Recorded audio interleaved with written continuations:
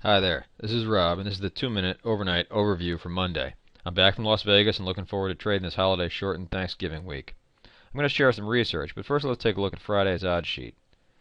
My Traders Expo presentation was on Saturday, so I was hoping there would be some strong directional indication on Friday, making things more interesting.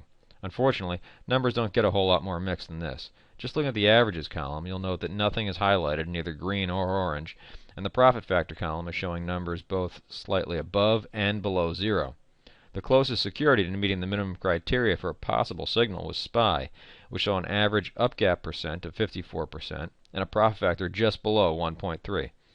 But that was as close as anything, and with the edge finder coming up blank, there was really no compelling reason to take an overnight trade in either direction.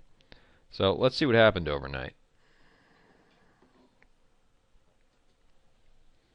After settling at 1359.75, ES opened Sunday's session a bit above there, never looked back, and continued to rise up into Monday's open.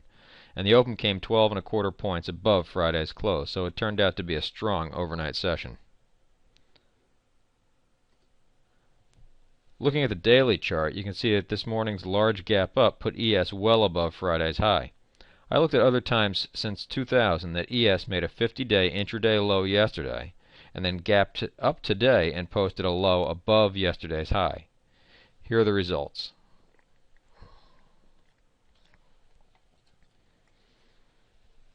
There have been 16 instances, and only 4 of them have been followed by a gap up the next morning. But with gaps up larger on average, the net result has been mild downside.